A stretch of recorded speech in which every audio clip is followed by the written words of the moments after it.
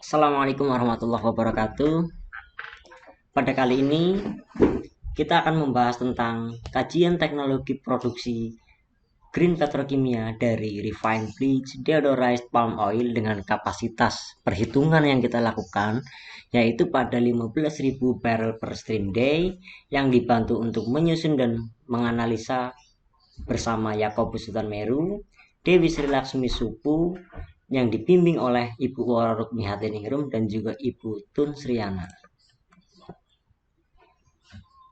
Latar belakang dari penyusunan kajian teknologi ini adalah untuk memperkirakan seberapa besar yang dapat kita cover dari kebutuhan polietilen dalam negeri. Poin keduanya, ini untuk mengurangi impor dari kebutuhan polietilen tersebut. Karena tingginya kebutuhan sehingga kita masih harus mengimpor, maka kita dapat menekan kebutuhan impor tersebut dari kemandirian dan produksi dalam negeri sendiri. Berikutnya poin ketiga yaitu untuk mewujudkan dan meningkatkan polyethylene production di Indonesia pada tahun 2025 sesuai dengan Permenperin 2010. Berikut ini adalah grafik dari impor polietilen dari tahun 2016 hingga 2019 yang sempat mengalami kenaikan tertinggi yaitu pada tahun 2018.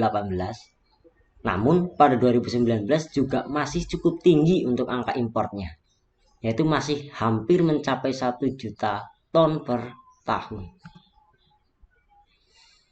Batasan masalah dari pembahasan kita kali ini yaitu pada proses dan desain equipmentnya. Dan yang paling utama lagi yaitu dari aspek ekonominya. Kemudian kemungkinan dari RPDPO digunakan sebagai feed akan kita kaji terlebih dahulu. Nah, di sini output dari prarancang ini adalah bagaimana teknologi diterapkan pada green petrochemical plant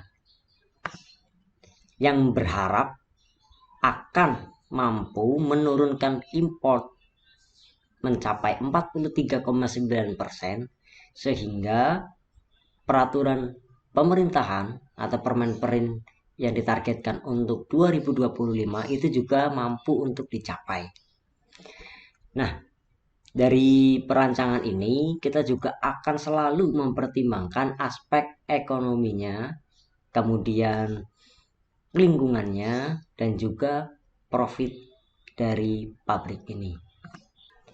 Metodologi yang kita lakukan dalam penyusunan sekaligus pengkajian dari green petrochemical ini yaitu kita selalu berpacu pada literatur yang akan dijadikan sumber pedoman dari penyusunan.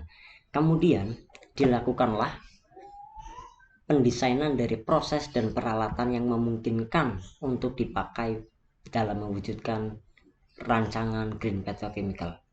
Apabila memang sudah sesuai dari segi perhitungan desain, maka kita bisa merujuk pada analisanya.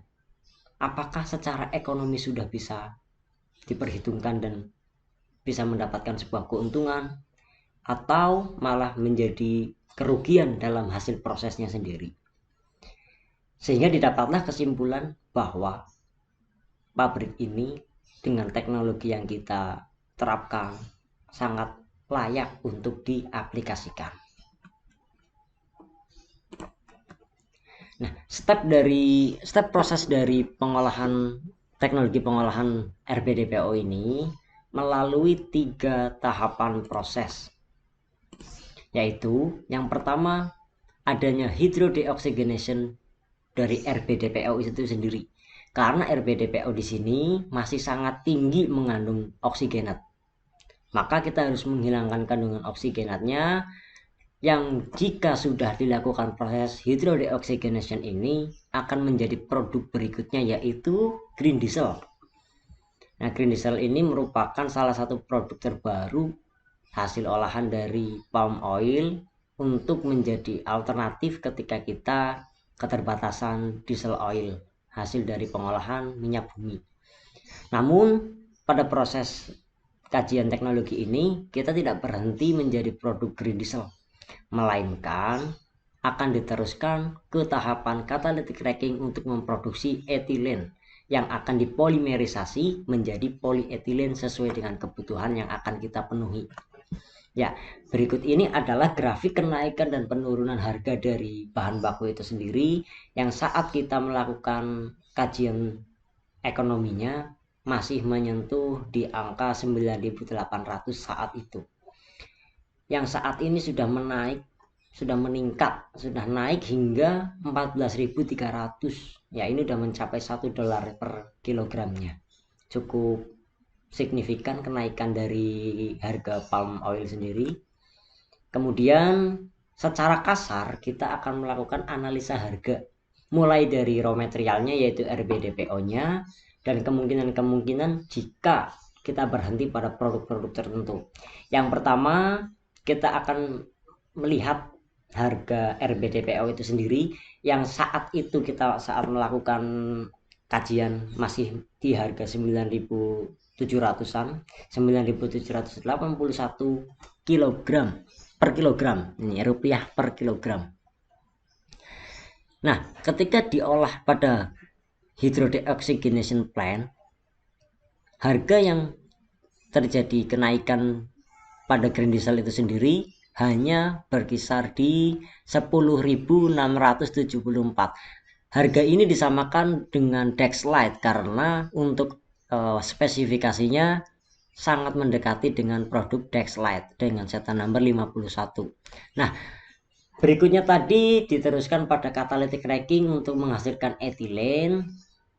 Harganya juga meningkat lagi di sini menjadi 13.600 per kilogramnya. Dan jika diteruskan pada polyethylene itu mencapai 17.984. Ini adalah grafik analisa harga saat kita melakukan penyusunan penulisan. Berikut adalah grafik harga pada Oktober 2020 tadi. Grafiknya selalu meningkat seiring dikembangkannya proses-proses yang diterapkan, teknologi-teknologi yang diterapkan pada pemrosesan RBDPO ini. Sangat kecil margin keuntungan dari RBDPO ke green diesel, apalagi RBDPO saat ini sudah naik mencapai $1 tadi, justru malah melebihi harga nilai jual dari green diesel. Artinya palm oil akan lebih untung jika dijual tetap dalam bentuk RBDPO daripada diproses menjadi green diesel yang akhirnya malah turun ke angka 10.600 per kilonya atau 9.500 per liternya. Pada produk etilen sendiri di sini juga masih kalah tinggi daripada harga RBDPO untuk saat ini per 2021 bulan Oktobernya. Namun untuk polyethylene di sini kita juga mengupdate, yaitu tertinggi mencapai 45.000 per kilogramnya. Artinya di sini masih punya margin untung jika diteruskan hingga menjadi polyethylene. Sehingga teknologi ini kita tidak bisa menghentikan pemrosesan hanya sampai pada green diesel ataupun hanya sampai pada gas etilen itu sendiri. Harus dikejar hingga ujung, yaitu polimerisasi untuk menghasilkan polyethylene. Penempatan saat itu untuk perancangan kita mendekatkan pada suplai bahan bakunya, yaitu di kota Dumai. Di kota Dumai itu sendiri memiliki 1.781.000 hektar palm plantation. Ini sangat mampu untuk memenuhi kebutuhan pabrik ini apabila ditaruh di kota Dumai. Apalagi di sana juga ada PT Wilmar, Mahkota Group, Sinarmas yang juga lokasinya tidak begitu jauh sehingga suplai RBDPO itu sendiri juga bisa dijamin.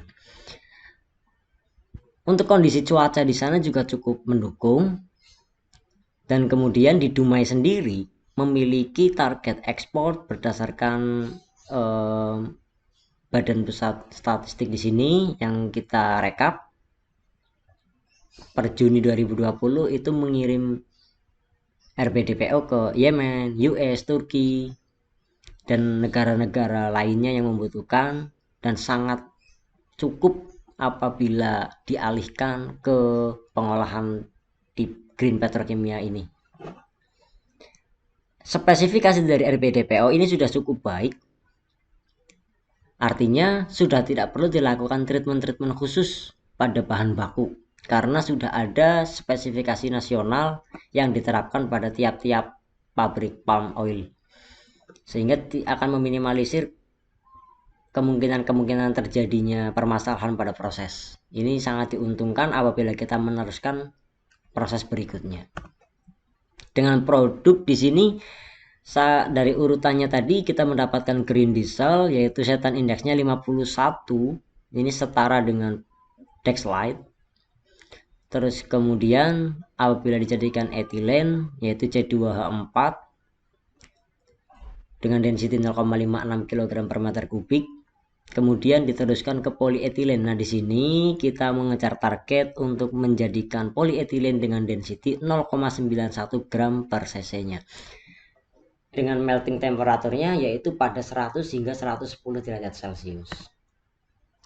Nah, ini adalah pemetaan dari perancangan atau penerapan teknologi yang di green petrokimia ini berdasarkan acuan-acuan safety-nya, yaitu kita meletakkan utilities areanya di mana, laboratoriumnya di mana, terus kemudian plan-nya itu sendiri di mana. Nah, dari T101 dan 102 ini merupakan raw materialnya. Jadi paling atas merupakan hydrodeoxygenation plan-nya yang diteruskan pada plan catalytic cracking, yaitu pada zona E2 pada zona 200 di sini, pada zona 200. Di sini ada E203, R201. Nah, ini peletakannya. Kemudian dilanjut pada polimerisasinya yaitu pada unit ketiga, yaitu yang paling bawah. Terus kemudian untuk storage-nya kita kelompokkan menjadi satu bagian, satu area, yaitu paling kiri pada gambar ini. Selanjutnya untuk proses flow diagram, di sini dipaparkan ketiga teknologi yang kita terapkan pada green petrochemical, yaitu pada unit 100 kita menerapkan teknologi hidrodeoksigenasinya itu sendiri dengan tujuan untuk menghilangkan kandungan oksigenatnya yang dibantu menggunakan molybdenum oxide pada reaktor pertama dan juga NIMO pada reaktor keduanya. Nah, untuk produk dari hasil HDO ini kemudian dimurnikan atau dipisahkan dari side produknya, yang mana produk utamanya sudah bisa disebut sebagai green diesel. Nah, green diesel sendiri yang dipompakan menggunakan P103 itu diteruskan ke unit berikutnya yaitu catalytic cracking. Nah, pada unit cracking ini tujuannya adalah untuk menghasilkan gas etilen. Nah, untuk proses cracking kemudian menghasilkan etilen tadi diteruskan pada polimerisasi. Nah, polimerisasi ini untuk menjadikan polietilen dibantu menggunakan Ziegler-Natta sebagai katalisnya. Nah, kemudian dibantu juga dengan gas buten dan heksen sebagai kopolimernya. Berikutnya kita memasuki ke aspek ekonomi yang akan kita perkirakan. Yang pertama, direct cost. Di sini kita memperkirakan berapa banyak equipment yang akan kita dirikan, seberapa besar lahan yang kita butuhkan, kemudian bangunan apa saja yang perlu kita dirikan, itu juga dipertimbangkan secara anggaran. Selanjutnya, kita juga memperlihatkan untuk indirect cost-nya. Nah, dari indirect cost ini termasuk engineering, working capital, itu juga masuk ke dalam aspek ekonomi. Dan yang masuk utama juga di sini ada raw material, operating labor, utilities, laboratory charge, paten. Nah, ini masuk ke dalam perhitungan juga. Berapa banyak jumlah karyawan yang kita butuhkan, termasuk gaji dalam satu tahunnya yang perlu kita anggarkan, itu masuk ke dalam perhitungan utama. Nah, ini adalah rincian dari raw material, yaitu RBDPO, buten dan heksen sebagai kopolimer, hidrogen sebagai penunjang proses utama, berapa banyak katalis yang kita butuhkan, terus kemudian penanganan limbah juga perlu diperhitungkan secara anggaran.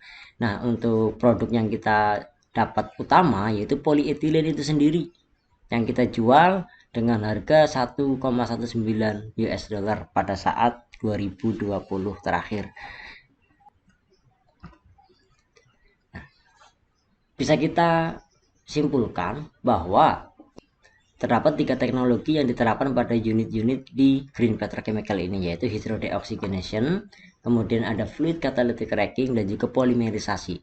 Jadi RBDPO ini sangat berpotensi untuk menjadi bahan baku alternatif sehingga ketahanan energi bisa dipertahankan. Dengan produk utama pada green petrochemical ini yaitu polyethylene yang mampu menekan impor hingga 43,9%, yang mana payout time-nya atau untuk perkiraan pengembalian modal itu hanya 7,3 tahun dengan break even point yaitu 60,16%. Demikian yang bisa kami sampaikan. Assalamualaikum warahmatullahi wabarakatuh.